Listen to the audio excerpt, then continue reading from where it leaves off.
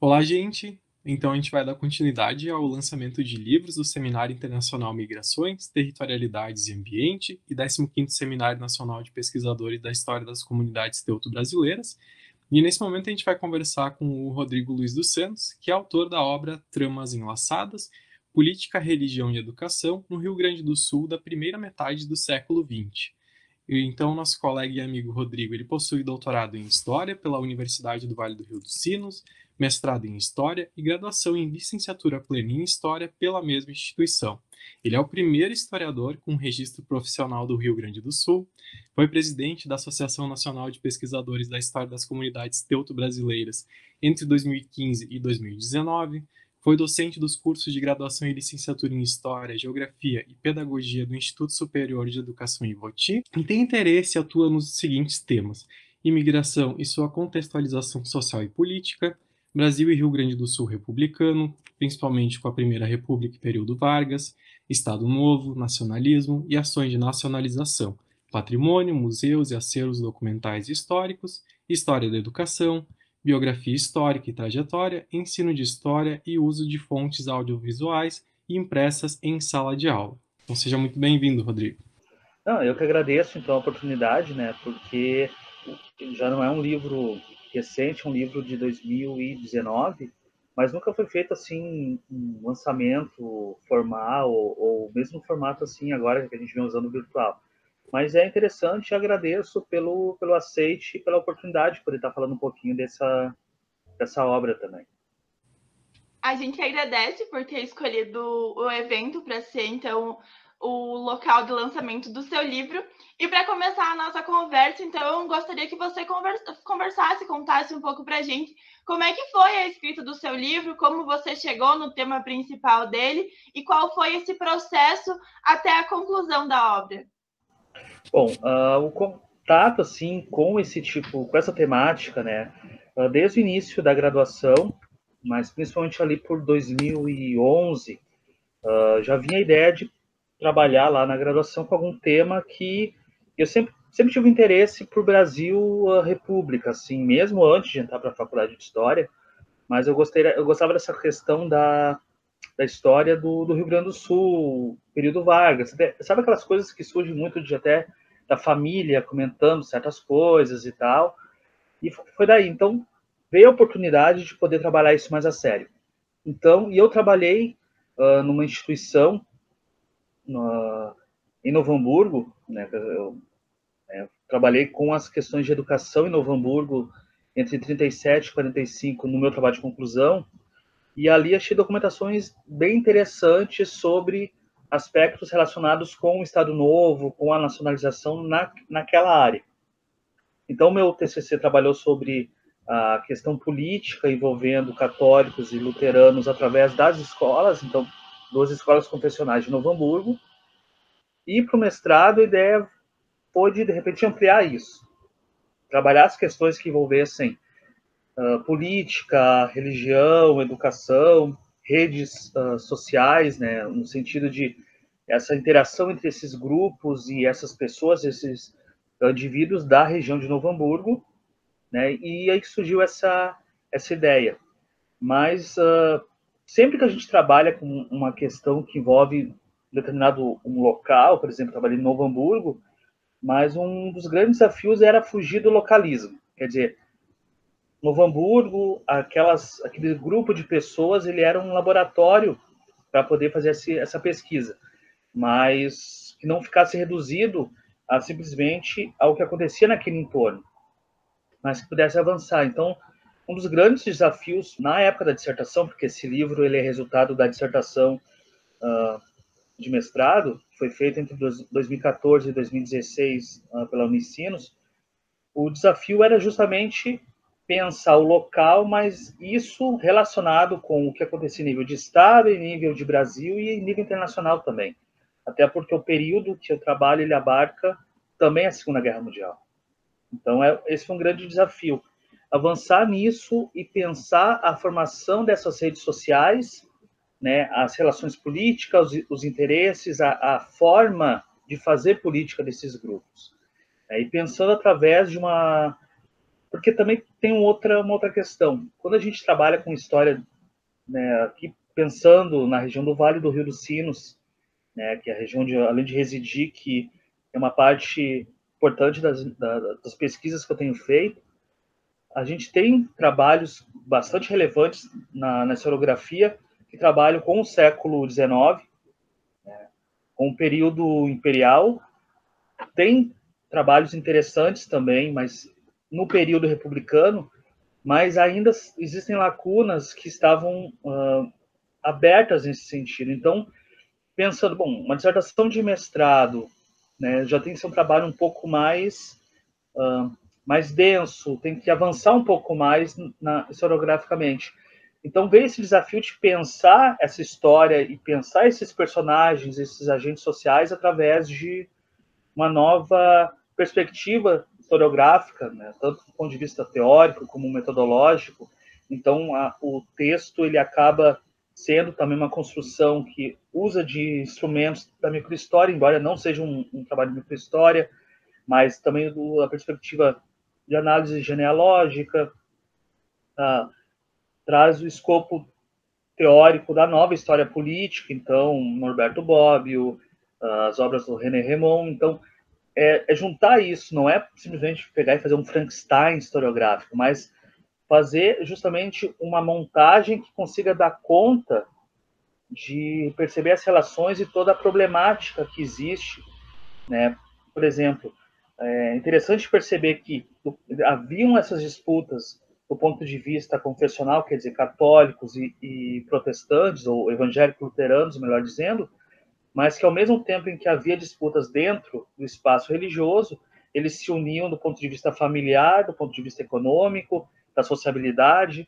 Então, perceber essa complexidade que era um grande desafio, né? E também escrever de uma forma em que essa fosse uma dissertação que tivesse o rigor acadêmico, mas que pudesse, em algum momento, atingir um público maior, né? Então, a dissertação ficou pronta eu defendi em abril de 2016, e em janeiro de 2019 eu publiquei em formato de livro, né, em e-book, para que pudesse ter um alcance também para um número maior de pessoas. Então, a própria linguagem também, eu tentei escrever de uma maneira, usando até um pouco da literatura, quer dizer, essa ligação com a literatura, para que, mesmo quem não é da área da história, ou trabalha com a história da imigração, com a história do Rio Grande do Sul, Brasil republicano, enfim, pudesse entender os objetivos, entender a história que estava sendo não apenas narrada, mas tendo uma análise crítica nesse trabalho. O link para acesso do e-book vai estar na descrição do vídeo. E você comentou um pouco sobre as suas fontes, partindo mais especificamente, quais foram suas fontes, como você teve acesso e como elas foram se construindo ao longo do seu texto. Bom, as primeiras fontes que eu tive acesso, então, já comecei a fazer essa pesquisa, como eu relatei lá na época da graduação ainda. Então, eu tive que fazer uma junção de vários tipos de fontes. Então, documentos pessoais, né, alguns em locais públicos, quer dizer, um requerimento feito para a prefeitura, um livro de atas, né, tive que usar também muito da imprensa.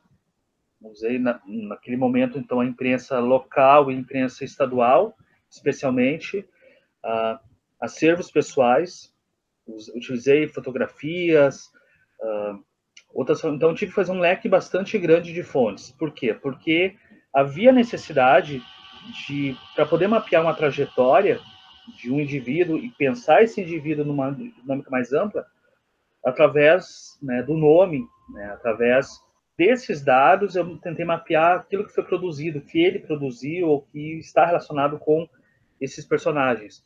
Então, foi um leque bastante grande, que vão de cartas, requerimentos, documentos oficiais, da imprensa, especialmente a imprensa regional e a imprensa estadual do Rio Grande do Sul, fotografias, obras também, que eu utilizei não como referencial apenas, mas como fontes bibliográficas, né? Então, alguns livros produzidos localmente sobre essa história local serviram também como fontes, né? Quer dizer, tu transformar algo que geralmente é visto como uma bibliografia, uma referência historiográfica, mas também percebendo isso como uma fonte que pode fornecer subsídios, porque tu faz a fonte, como tu tem que fazer a crítica da fonte, então elas também recebem essa dose de criticidade, de uma percepção, para poder se dar conta do que elas estão oferecendo naquele momento de informações e como essas informações são construídas, né? Então, acho que esse é um desafio também, trabalhar e dar conta dessas fontes. Então, sempre acontece aquela velha história de separa muita coisa e muita coisa que tu não utiliza. E o mais legal, assim, que tu fecha a pesquisa e depois, passa um tempo, tu encontra outra informação. Então, né, até a ideia, talvez, no futuro, de uma segunda edição do livro, ela é interessante porque teve outros dados biográficos que eu consegui, outras informações, algumas coisas que depois tu vê, não, mas além disso, teve esse outro lado, e é interessante colocar esse ponto de vista. Então, né, tu acaba revisitando também, através do que tu encontra de informações, a tua pesquisa. Então, e é interessante porque hoje, né, e pensando nessa realidade digital, a gente tem alguns arquivos digitalizados. Então, agora, para teste de doutorado, eu usei muito do que existe de imprensa, de periódicos e jornais na hemeroteca da Biblioteca Nacional, na coleção de jornais e periódicos, e pesquisando para a tese, eu encontrei coisas que, quase 5 anos atrás, eu não encontrei para a dissertação, mas hoje está ali, eu penso, mas isso aqui seria interessante rever e talvez, né, ou através de artigo, ou através de alguma forma, incrementar isso no escopo da própria, desse livro, né? Então, e mesmo já tendo sendo um livro de 2 anos atrás, o lançamento e a dissertação 5 anos, mas eu acho que a temática ela ainda é atual, né? Porque não apenas o objeto de estudo, mas eu acho que é tentar contribuir de uma forma também de importante relacionar o local, o micro ao macro, de fazer essas ligações. Então, se ela também contribuir para isso, quer dizer, alguém que se interessa em trabalhar com a história do seu município, mas poder trabalhar de outra forma e esse livro contribuir para a pessoa, não, mas eu acho que tem essa alternativa, tem essa forma de poder escrever, eu acho que também é uma grande contribuição. Então, ela não, eu espero que ela não seja algo assim, a gente produz algo, mas que não seja datado, tipo assim, não envelheça, também desse ponto de vista, que ele possa contribuir como um esboço metodológico, teórico, para outras pesquisas, né? Porque eu acho que o legal é isso, a gente produzir, mas que não fique fechado só em torno da gente, mas que ela possa servir para outras pesquisas também, ou para, inclusive, pesquisas que, olha, fulano escreveu dessa forma, mas talvez não seja bem assim mesmo, seja um contraponto, mas que sirva para isso, né? E fazer circular de uma forma ou outra, ou gratuitamente, ou em forma de livro, com determinado valor, mas é também uma forma de fazer com que essa história não fique, né, só no meio acadêmico, mas que possa chegar a um público maior.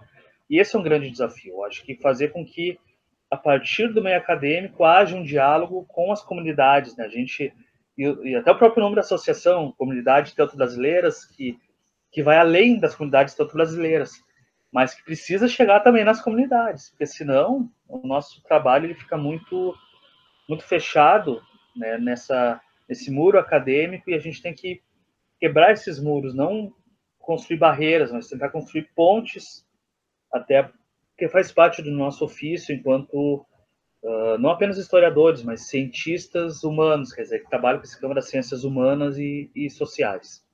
Certo, então. A gente fica muito agradecido, Rodrigo, por ter escolhido, então, o evento da associação para fazer o lançamento do teu livro. E a gente convida a todos os ouvintes e participantes do evento a acessar o link, a baixar o livro do Rodrigo e a estar lendo e dialogando com ele para que essa ideia que ele tem, né, de trazer a literatura acadêmica para um grupo maior de pessoas possa se efetivar e possa incentivar todo mundo a refletir um pouquinho sobre o assunto, né? Então tá, a gente agradece o Rodrigo e aguarda você no próximo vídeo dos lançamentos.